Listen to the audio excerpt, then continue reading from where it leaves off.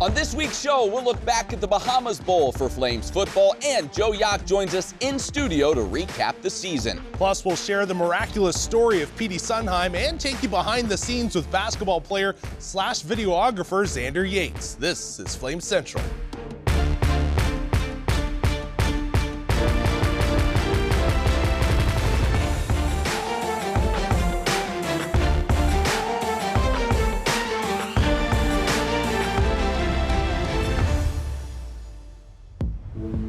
What's up? Welcome into Flames Central. If you're thinking, that doesn't look like Emily hosting with Matt today, very observant of you. Rhett McGibbon is taking her spot this week. Yeah, filling in for Emily, a thrill. You could say it's an honor, but let's be honest, not a real high bar. No, I'm just teasing. Okay. But hey, we've got some great stories for you today, starting with Liberty football in the Bahamas. Yeah, the Flames playing in their 6th straight bowl game, the Bahamas Bowl. Liberty would square off with Buffalo, but this wasn't the same LU team we saw all season long. Like many programs around the country, opt-outs, transfers gave the Flames a much different look. Offensively, well, that's where the Flames had the most change, and big plays were few and far between in this one. But Billy Lucas provided one in the second quarter as he ripped off a 55-yard run. Despite that, the Flames would trail 9-0 at the half.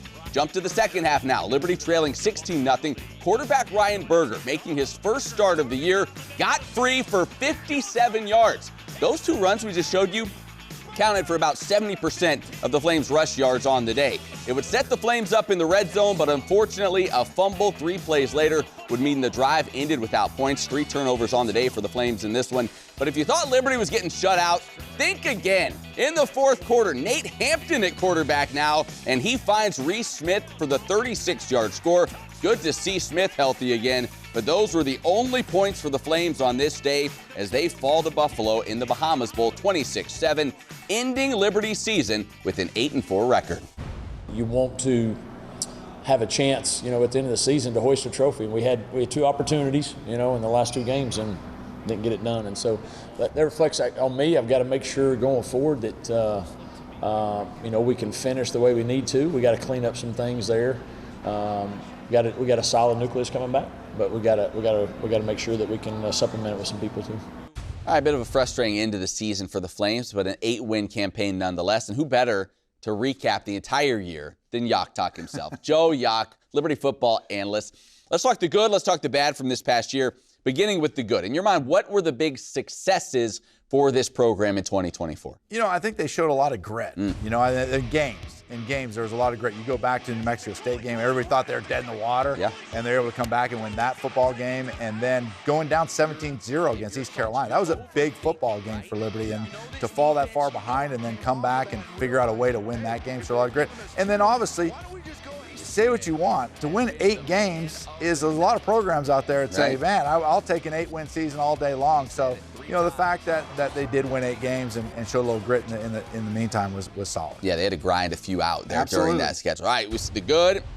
The biggest struggles or areas of struggle you feel like in 2024 were what? Yeah, I think early on, it's just they had a hard time finding what their identity was, and it fell a little bit out of place and trying to figure that out.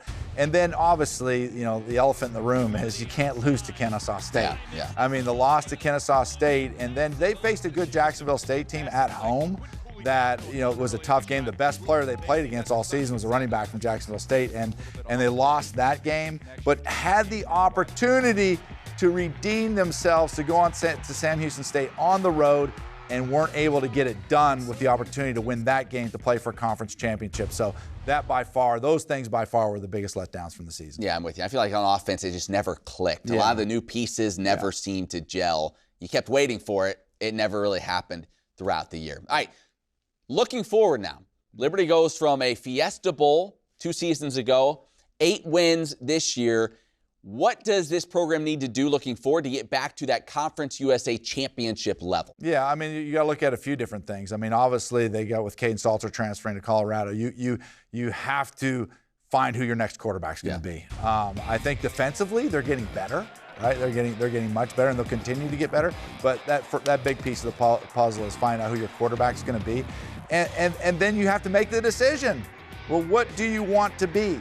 You know, you look around, the difficult thing for Liberty right now, the position that they're in, is that their successful players are going to enter the transfer portal because they can receive more money at bigger schools and the opportunity to play at Power 4 schools, right? So that's an issue that needs to be addressed, is that if you want to get to the level when Jamie Chadwell took the job and said, hey, we're ready, we want to be able to play in the college football playoffs, not just Conference USA Championship. If you want to get to that level, then you're going to have to figure out a way through your NIL and through revenue sharing in order to put yourself in a position where other teams just can't come in and steal your players from you. I mean, and that's just the reality of the thing that they have to decide. Liberty has to decide in this ever-changing world of college football, who do we want to be and at what level do we want to compete? And so in order to do that, you better figure out revenue sharing and you better figure out how much you got in the kitty for NIL. Those are going to be the things that will help separate Liberty University from the rest of the schools. Yeah, a lot of question marks going into 2025. It's going to be fun. Spring ball starting in not too the distant future. Seeing some of those questions start to be answered. Joe, appreciate it as always. Absolutely. Thanks, guys. One key piece the Flames will need to replace next season is running back Quentin Cooley. He was the driving force of this year's offense, and he's getting rewarded for it with an invite to one of the nation's premier college football all-star games, the Hula Bowl. Cooley ran for more than 1,200 yards this season, including 13 touchdowns. He's one of 120 senior athletes to be selected to play in the Hula Bowl, which takes place in Orlando, Florida. It'll be a great opportunity for Cooley to showcase his skills with all of the NFL, UFL, and CFL teams being on hand. Now let's recap the seasons of a pair of former Flames already playing at the next level. Malik Willis has done his job in Green Bay as the backup quarterback. He completed 74% of his passes, good for 550 yards and 3 touchdowns. He also led the Packers to multiple wins this year when Jordan Love was out with injury. In some ways, Willis helped save the Packers' season. And then there's receiver Demario Douglas. He tallied another solid year in New England. You can tell he had some chemistry with Drake May. 66 receptions, 621 yards, and 3 scores. Congrats to these two who have both solidified themselves in the NFL this season. All right, bringing it back to the Mountain. At Williams Stadium, there are various roles that need to be filled in order for game day to run smoothly for Liberty football. Petey Sundheim proudly serves on the sidelines with that big smile.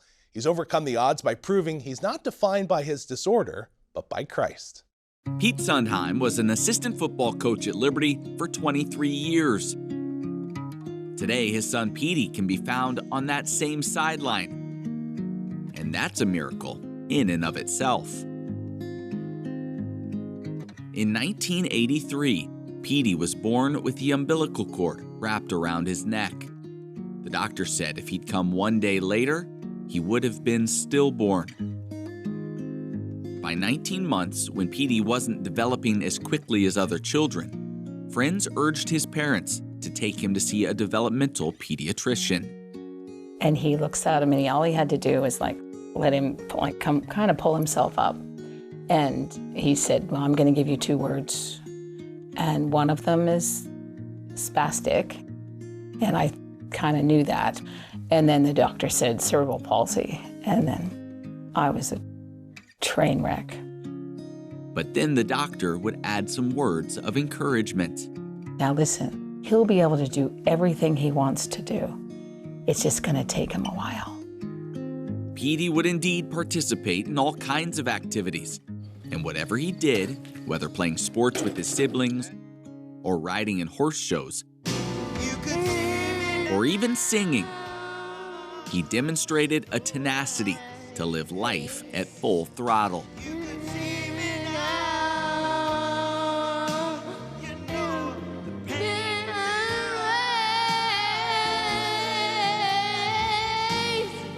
He has a will of iron. He knows what he wants when he gets an opportunity to do something. He's used CP to the positive aspect, when people want to give him a break. He don't want a break. He didn't want a break. Like he just jumps into the whatever going on, whatever needs to be done, and he doesn't take a back seat. He's best way to say he's tough as nails. And growing up in a coach's family, Petey brings a game day attitude to everything he does. Every day, game day. Game day moment, your school, your job. Game day has always been just a huge mantra in our world, you know, and we've learned over the years, especially with him, that you can have a game day moment in anything you do. Game day moment is a life. But perhaps the quality that best exemplifies Petey is his ability to be everyone's friend. He doesn't know a stranger. He's very outgoing. He loves people, and he wants to be in your life. What's up, Petey? One of Petey's new friends is Apollo Waits.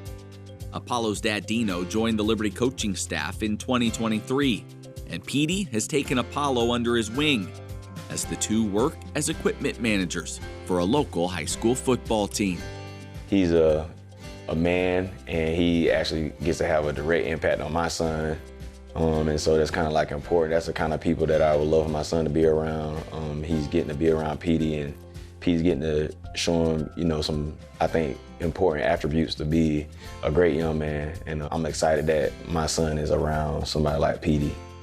When I think of Petey, I think of that scripture that says the Son of Man did not come to be served, but to serve and give his life as a ransom for many.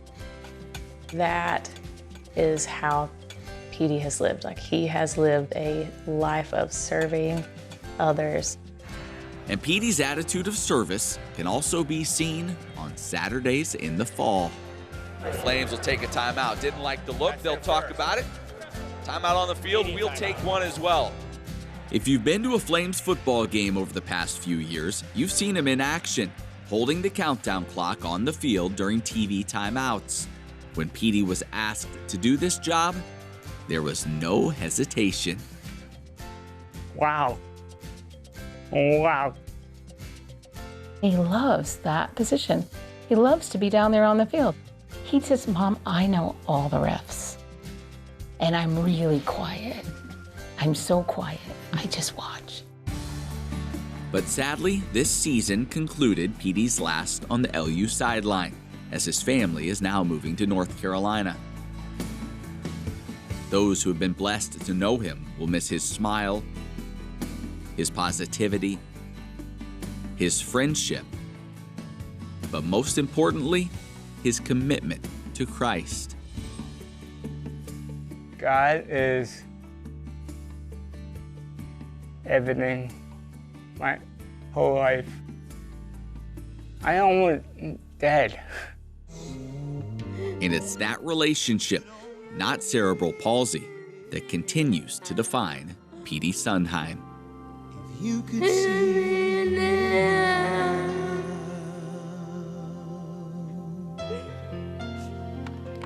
Every day, game day. Coming up after the break, we'll hit the hardwood for a couple of Conference USA clashes. Plus, we keep Rhett busy as he names his top athletes of the week. It's Warm, Hot, and Fuego when Flame Central returns.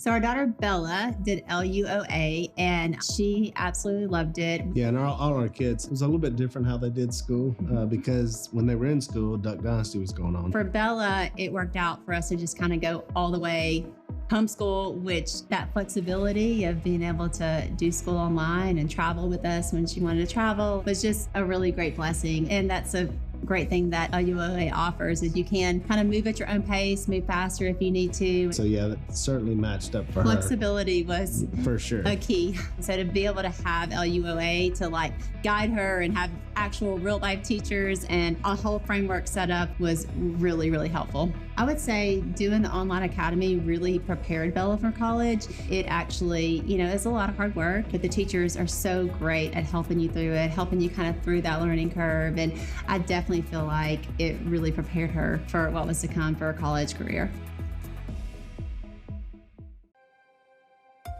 Welcome to Liberty University's online programs, where living out your calling with integrity is what you train to do. And getting ready for the future doesn't mean missing out on the now. Because a university is more than buildings and books. And an education should set you free, not fence you in. Welcome to Liberty's global campus, where distance learning was pioneered and evolved into one of the top-ranked schools in the nation. Where protecting your budget, your time, and your education isn't just a theory, it's our priority. Here, degrees in your field reflect industry demands and help you get ahead of the competition. Where college comes to you, but you can come to college too. Game day, homecoming, graduation day. Your school, your values, your experience, your choice. Welcome to Liberty University, where we train champions for Christ. Hey, welcome back to the show. After a near-perfect non-conference season, Liberty basketball split its first two Conference USA games at home last week. This week, they hit the road for their next round of tests, beginning at Sam Houston on Thursday night. The Bearcats had won 17 straight home conference games, but Zach Cleveland and company trying to end that streak. This would be a tight game throughout the first half. The Flames having trouble with Lamar Wilkerson, who would score 25 in this contest. But just before the halftime buzzer, Colin Porter gave the Flames a shot of momentum with a shot from half court. That long-range buzzer beater put Liberty up 2 heading into the locker room. Second half, the Flames started finding their range from 3. They would hit 6 triples after the break. They would also get big production from Talon Peter off the bench with 15 and from Owen Aquino down low. The big man recorded a double-double with 10 points and 12 rebounds. The Flames would do just enough down the stretch to hold off Sam Houston and pick up a tough CUSA road win, 76-68, getting the Flames to 2-1 in conference play. Also on Thursday night, the Liberty Ladies would host Sam Houston. This was a 1-point game at the half, but the third quarter would change all of that. Liberty outscores Sam Houston 23-14 in the frame. LU would end up cruising to a 69-54 win. They also now sit at 2-1 in Conference USA play. Well, as you know, a lot of these student athletes have interests and hobbies away from their sport. For Xander Yates, he has a passion for video production. He actually produced a great recap of the team's trip to the Paradise Jam that you should check out on his YouTube page sometime. But for this next feature, Xander took us behind the scenes on one of his recent shoots. Take a look. Hey guys, I'm Xander Yates, play on the Liberty men's basketball team, and today we're gonna do a shoot with Colin Porter. Because I do play, I try not to do sports a ton because I'm in the gym like 24/7, so I like doing a lot of like travel and like nature stuff. All right, CP, let's get it cooking. First off, we're gonna walk into the gym because we have to get our establishing shot. Start from like behind that thing, I'll tell you, and then just walk. All right, come on.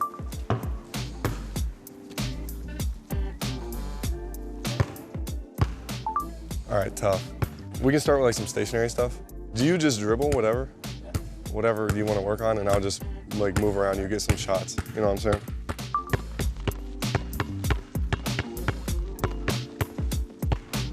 For me, like since it's a basketball edit, it's gonna be like kind of faster paced.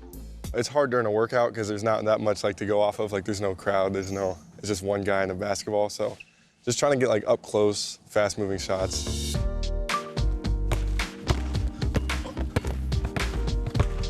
All right, now let's do some shooting stuff. All right.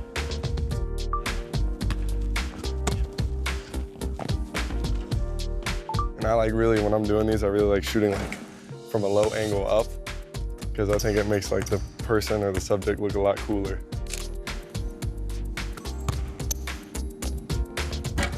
Oh! All right, hold on.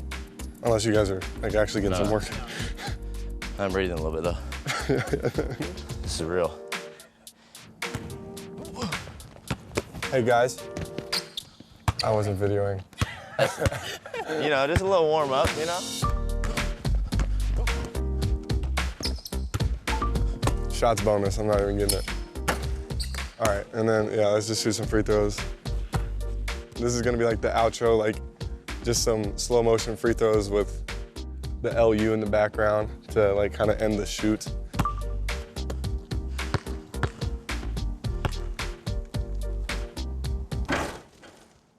Oh no.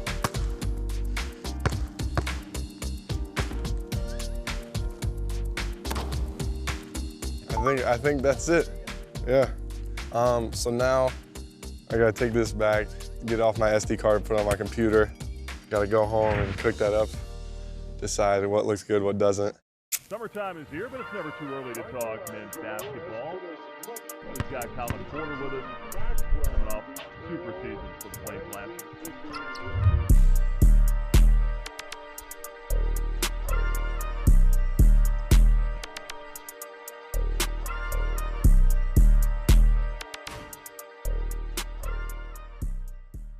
All right, let's stick with hoops. In case you missed it, former Flame Kyle Rhodes signed with the San Antonio Spurs G League affiliate, the Austin Spurs, a couple weeks ago. And in 8 games, he's off to a great start, averaging 14 points and 4 rebounds per contest.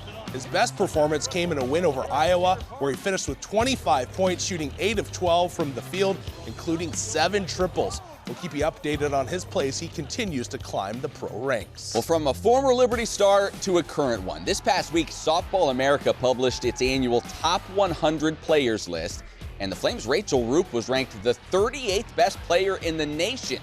Roop is coming off a junior season in which she hit .362 while leading Conference USA in doubles, on base percentage, and OPS.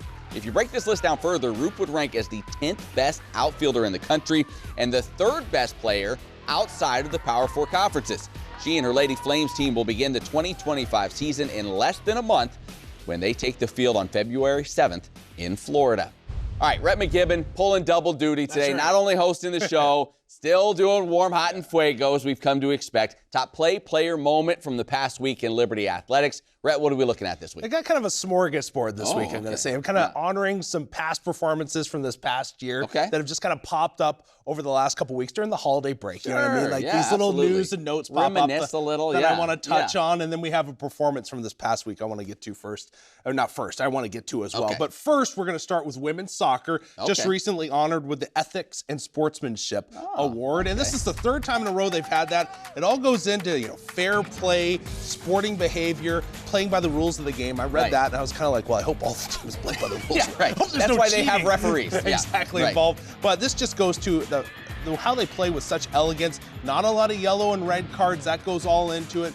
The teams that they kind of vote on this, they just goes into this is a team that plays the game the way it's meant to be played. And as you've looked at this ladies team over the past couple of seasons, they've really found their rhythm under Coach Wiedemeyer and have turned into a force. And you love to see it go on. I wish they made the tournament this past year. So close. But again, this is a team that just continues to do great things. Yeah, what a program, again, like Wiedemeyer has built. All right, from warm, we go to hot. Who's your choice here? All right, this is a lot of loyalty. I love the fact that he hasn't even dipped his toes in the portal. There hasn't even been news about him sniffing it. And that is TJ Bush. Love this guy on the D-line. I'm slapping the C on him next year. I'm just saying in my own mind. Might be the face of the program. It really is. Honest truth. You're spot on there. Conference USA second team. He had 58 tackles this season, 9.5 tackles for loss. He did have one in the past bowl game, 5.5 sacks.